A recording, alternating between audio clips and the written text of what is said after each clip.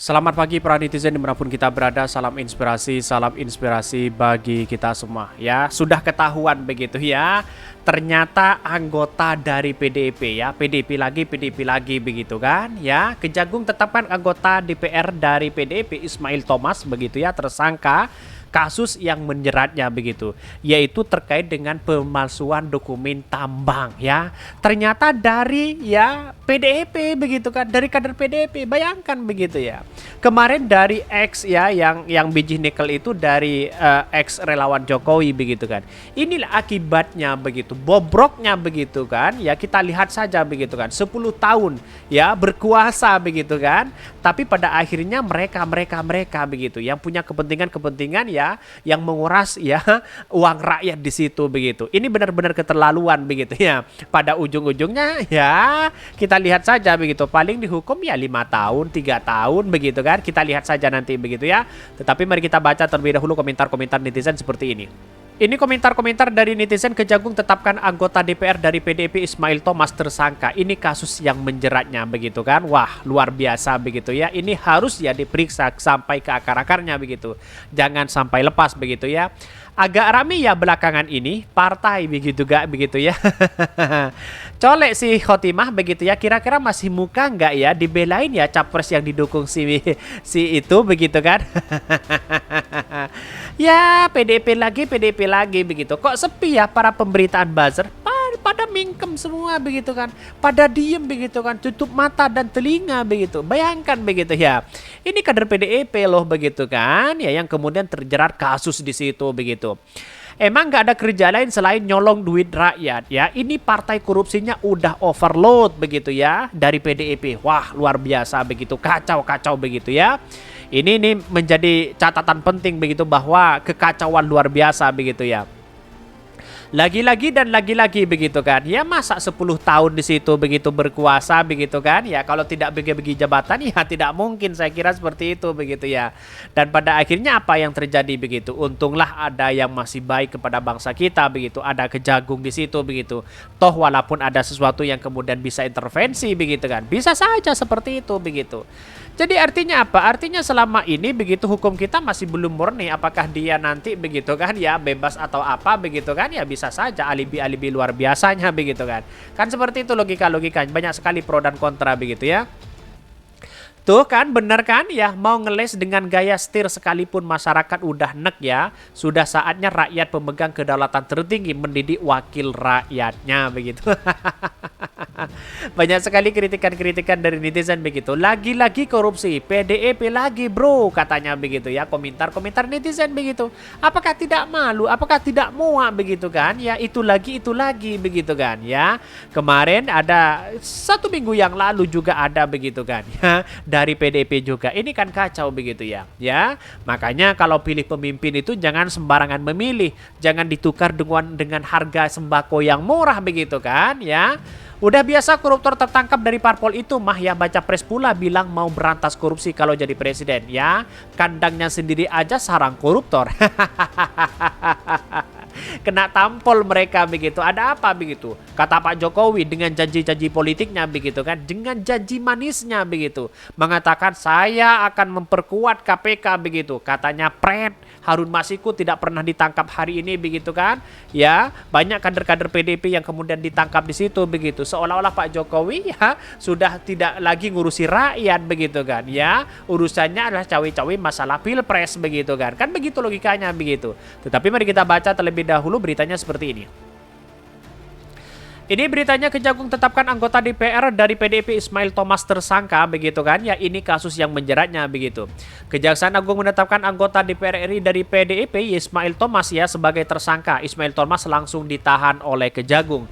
Bahkan di satu sisi penetapan ya status tersangka dan penahanan tersangka ya Ismail Thomas ya anggota Komisi 1 DPR RI atau Bupati Kutat Barat 2006-2016, kujar Kapus Pemkum ya Kejagung Ketut Sumedana di Kejagung. Bahkan ya kasus ini terjadi dengan korupsi penerbitan dokumen perjanjian pertambangan Sandawar Jaya ya. Dia belum menjelaskan detail konstruksi perkaranya, tapi itu terkait dengan pemalsuan katanya di situ begitu kan. Pemalsuan dokumen-dokumen yang ada begitu. Siapa yang kemudian terkait dengan tambang yang ada hari ini begitu kan? Ya pasti dikuasai mereka begitu. Kejagung turun tangan langsung ke ya Kubar dan mencari ya dokumen-dokumen ya IOP tersebut berkenaan dengan penyitaan yang mereka lakukan atas tambang yang dimaksud pada 2018, 2019 dan Juni 2022 lampau. Tambang tersebut disita sebagai aset dari PT Gunung Bara Utama ya, anak perusahaan dari PT Trada Adam Minerba. Bahkan PT Trada Alam sendiri dimiliki koruptor dana perusahaan asuransi PT ya Jiwasraya ya Heru Hidayat yang dihukum membayar uang pengganti kerugian negara sebesar 10 triliun, di mana termasuk di dalamnya aset-aset miliknya tersebut. Wah, ini kacau begitu, kalau ditelusuri pasti nyampe nih kepada orangnya begitu, pasti kena orang-orang mereka begitu ya. Karena ini sudah jelas di situ begitu kan ya. Namun demikian ternyata penyitaan ini menjadi awal dari masalah baru begitu. Ada PT Sandawar Jaya yang mengklaim sebagai pemegang izin sah ya lahan tambang tersebut. Mereka pernah mendaftarkan gugatannya ke Pengadilan Negeri Jakarta Selatan ya pada Juli 2022. Di situ Kejaksaan Agung terdaftar sebagai turut tergugat begitu kan. Ini kan harus diperiksa mereka begitu, pasti kena mereka begitu ya. Orang yang sudah sah nambang di situ tapi tahu-taunya orang yang melakukan ya pemalsuan seperti surat-surat yang kemudian biar bisa nambang dan sebagainya begitu. Ini kan kacau begitu ya. Bahkan PT Sawandar Jaya memperlihatkan mereka memegang surat kuasa izin peninjauan batu bara ya. Batu bara ya, bahkan surat pemberian kuasa pertambangan penyelidikan hukum ya. Bahkan surat pemberian kuasa hukum ya pertambangan Explorer nomor 545. Maka singkat cerita, pengadilan memutuskan PT Sandar Warjaya yang berhak menguasai tambang tersebut. Kejaksaan Agung yang terlanjur menyita lahan tersebut sebagai aset PT Gunung Bara Utama ya harus mengembalikan kepada PT Sandar Warjaya ya. Siapa yang salah mereka begitu? Kalau kita lihat saja begitu ya, kalau sudah dikeruk sana sini, sudah mau habis baru dikembalikan begitu. Menurut Kepala Pusat Penerbangan ya Penerangan Hukum ya Kapuspen Hukum ya Kejaksaan Agung RI Ketut Sumedana bakalan ya kekalahan ini jadi bahan evaluasi bagi institusinya. Kami akan lebih berhati-hati dan cermati dalam setiap proses penyitaan aset.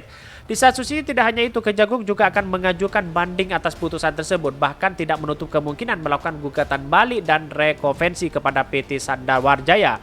Kemungkinan berkuasa dengan inilah Kejagung memerlukan berkas-berkas langsung dari Sekretariat Kabupaten dan pemeriksaan sejumlah pejabat Kubar.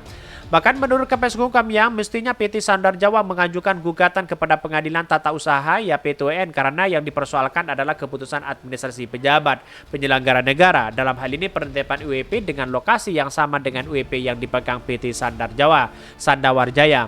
Bahkan ya saat Kejaksaan Agung mengeksekusi lahan tersebut, PT Sawandar Jaya sudah bisa melakukan gugatan pra peradilan untuk membatalkan eksekusi tersebut dan diteruskan dengan menggugat Heru Hidayat selaku ya penanggung jawab dari PT Gunung Bara Utama yang sedemikian rupa ya juga memiliki IOP yang lokasinya titik koordinat sama langsung IOP yang dipegang oleh PT Sandar Jaya, Sandawar Jaya. Artinya kan sudah ketahuan mereka begitu kan ya. Mereka yang bermain semua begitu kan ya. Kalau tidak relawan Jokowi ya mereka begitu kan.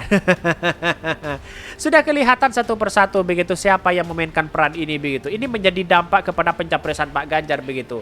PDIP lagi, PDIP lagi, PDIP lagi di situ begitu. Bayangkan begitu ya, sudah beberapa kali. 1 bulan yang lalu ada 3 ya kemudian ya yang menjadi sumber berita yang menarik di situ begitu. Pasti dari partai mereka, partai mereka, partai mereka. Bayangkan begitu ya, kan aneh begitu ya.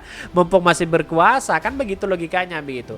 Mungkin itu yang kami sampaikan. Tonton terus channel Hodari Podcast Rakyat ini kan ada berita-berita menarik dan viral setiap harinya. Salam para netizen, salam inspirasi bagi kita semua.